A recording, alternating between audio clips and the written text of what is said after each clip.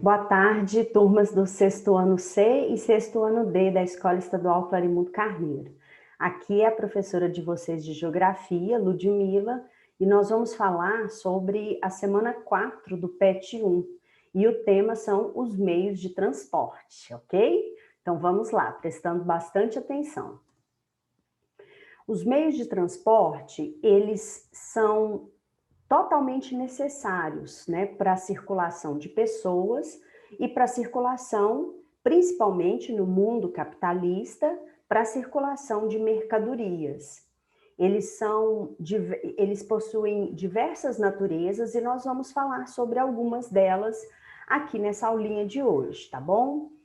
Antigamente, muito antigamente mesmo, vários séculos antes de Cristo, o transporte, ele era utilizado pela tração humana, então eram pessoas que carregavam outras pessoas.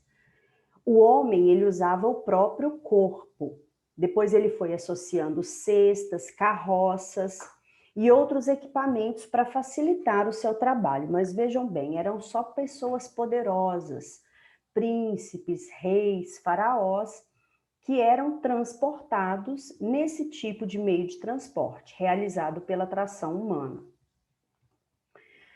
Mais tarde, passou-se a usar a tração animal para puxar carroças, para fazer arado, para mover as rodas de moinho, por exemplo, na produção do açúcar, na cana-de-açúcar.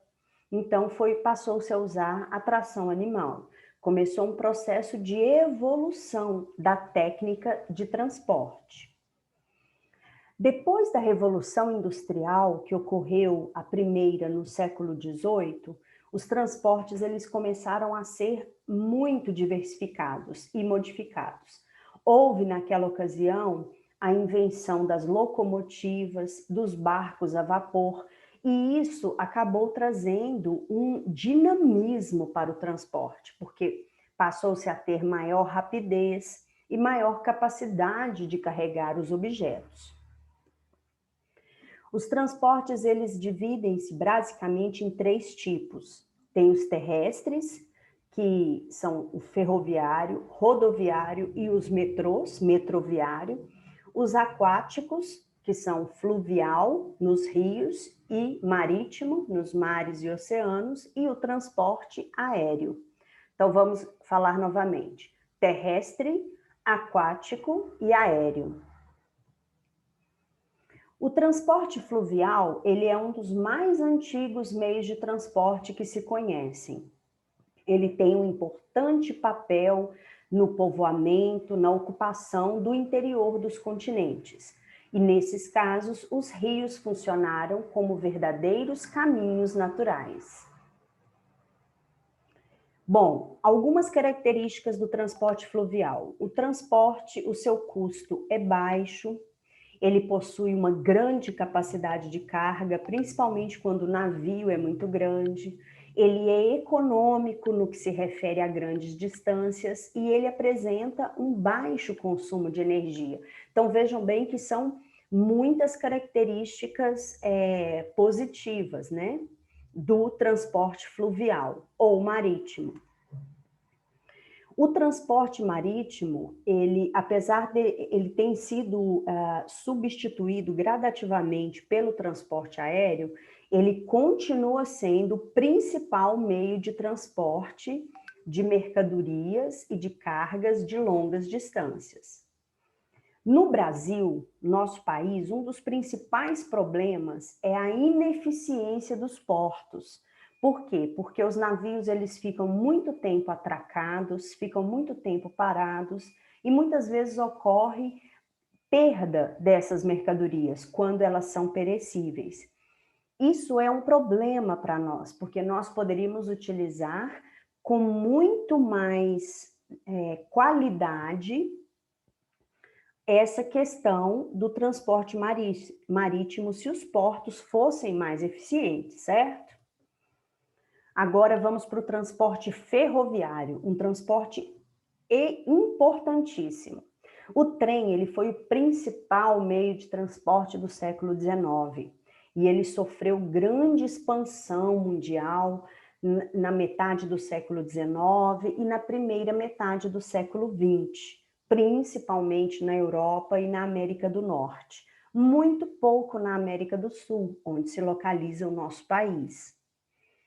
Algumas características do transporte ferroviário: ele tem uma grande capacidade de carga, ele é econômico, mais econômico que o rodoviário, e ele tem várias opções energéticas. Ele pode ser a vapor, ele pode ser diesel, pode ser elétrico, e sem falar que os trens modernos, eles podem atingir grandes velocidades.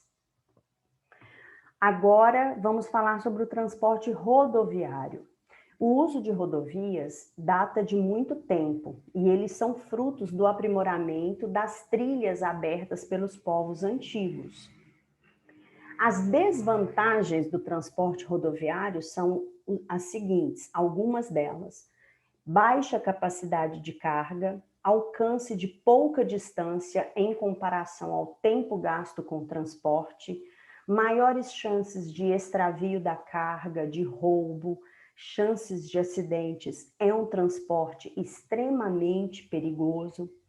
No entanto, é o meio de transporte mais utilizado em nosso país. Vocês vão ver um gráfico da semana 4 nas atividades que o Brasil ele utiliza quase 60% do seu transporte através do meio rodoviário. Ele é caro se comparado, por exemplo, com o rodoviário ou com o fluvial ou marítimo. Ele é perigoso, mas essa foi a nossa história. Infelizmente, o Brasil ele investe muito pouco ou quase nada no transporte ferroviário, por exemplo. No início, o transporte rodoviário funcionou como um complemento das ferrovias.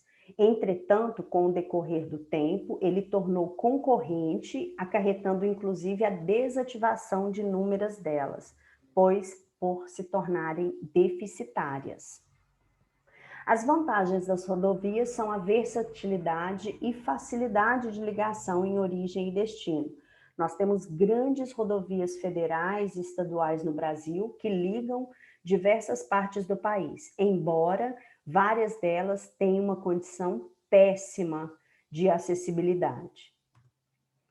O extraordinário desenvolvimento da indústria do automóvel, iniciada na década de 50, marcou o predomínio absoluto desse meio de transporte, tanto para transportar pessoas como para transportar cargas.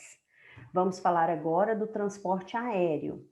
Há cerca de 200 e poucos anos, inventou-se o primeiro aparelho que voava. Os primeiros aparelhos eram balões. Tempos depois, inventou-se os dirigíveis e há cerca de 100 e poucos anos apareceu o avião, um planador com motor. Os aviões eles têm se tornado cada vez mais rápidos, mais modernos, com uma grande capacidade de carga também. No entanto, eles são transportes ainda relativamente muito caros em comparação com os outros. O transporte aéreo é o mais caro de todos, ok? Então, há cerca de 40 anos, há mais de 40 anos, obviamente, através dos foguetes espaciais, então se consegue, por exemplo, ir à Lua e melhorar as pesquisas no que se refere aos outros planetas também. É um tipo de transporte, mas ele é utilizado na ciência e tecnologia, ok? Então, a gente fica por aqui. Se vocês tiverem qualquer dúvida na hora de resolver os exercícios, contem comigo, não deixem de me procurar.